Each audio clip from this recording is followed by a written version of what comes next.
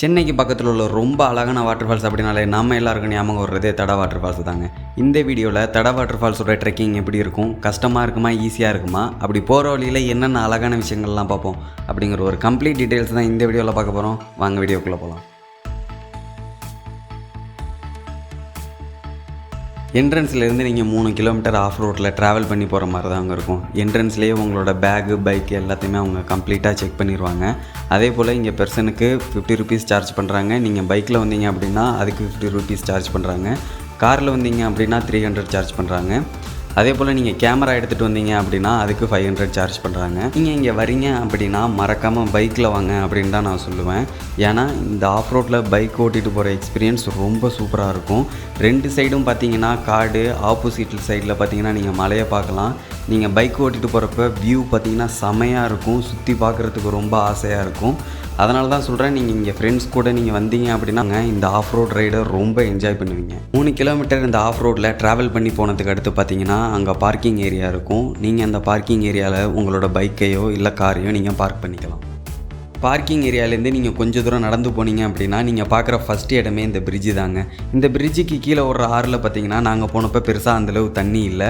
ஆனால் தண்ணி ரொம்ப கிளியராக இருந்தது. எந்தளவு கிளியர் அப்படின்னு பார்த்தீங்கன்னா அந்த ஆற்று உள்ளார ஓடுற மீன், அப்புறம் அந்த ஆற்றுக்குள்ளே உள்ள பாறை எல்லாமே எங்களால் வெறுங்கனாலேயே பார்க்க முடிஞ்சுது.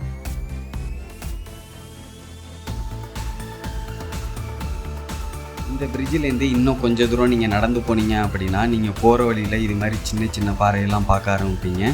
இந்த வழியாக நடந்து போய் கொஞ்சம் தூரம் தாண்டி போனதுக்கு அடுத்து பார்த்தீங்கன்னா ஒரு சூப்பரான மலையை உங்களால் பார்க்க முடியும். இது ஃபோட்டோ எடுக்கிறதுக்கு ஒரு சூப்பரான ஸ்பாட். நாங்கள் போனப்போ இந்த இடத்துல நிறையா பேர் ஃபோட்டோ எடுத்துக்கிட்டு இருந்தாங்க. நாங்களும் இந்த இடத்துல ஃபோட்டோ எடுத்தோம். உங்களுக்கு வேணுனாலும் நீங்கள் இந்த இடத்துல இருந்து ஃபோட்டோ எடுத்துக்கலாம். இங்கேருந்து நீங்கள் கொஞ்சம் தூரம் நடந்தீங்க அப்படின்னா நீங்கள் இந்த செக் டேமை ரீச் பண்ணிடுவீங்க. இந்த செக் டேமில் தான் பார்த்தீங்கன்னா மோஸ்ட்டாக ஃபேமிலிஸ் கூட வந்தவங்க எல்லாருமே டைம் ஸ்பெண்ட் பண்ணுவாங்க. இது பெருசாக அந்தளவு ஆழம் இருக்காது, 4 அடி தான் ஆழம் இருக்கும். இந்த இடத்துல பார்த்தீங்கன்னா நிறையா பேர் கேம்ஸ்லாம் விளாண்டுக்கிட்டு இருந்தாங்க. பார்க்க ரொம்ப நல்லா இருந்தது.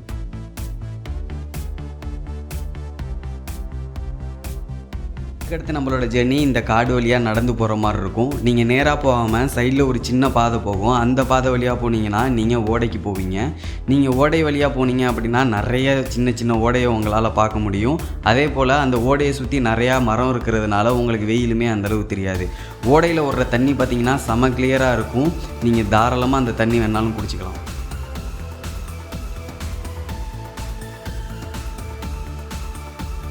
இதுக்கடுத்து நம்ம போகிற பாதை பார்த்திங்கன்னா ரொம்பவே கஷ்டமாக ஆரம்பிக்கும். ஏன்னா வர வர பாறையோட சைஸ் எல்லாம் ரொம்ப பெருசாக இருக்கும்.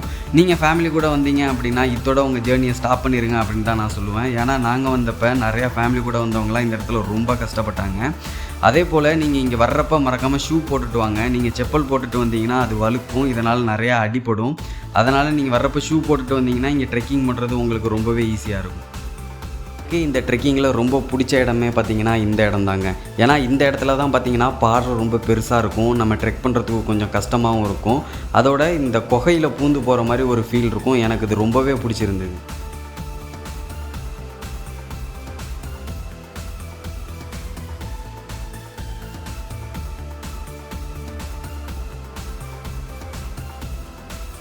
நம்ம ஆல்மோஸ்ட் ஃபால்ஸ் கிட்டே வந்துட்டோம். நீங்கள் ஃபால்ஸ் கிட்டே வர்றப்ப இது மாதிரி பெரிய பெரிய பாறையை தாண்டி வர்ற மாதிரி இருக்கும்.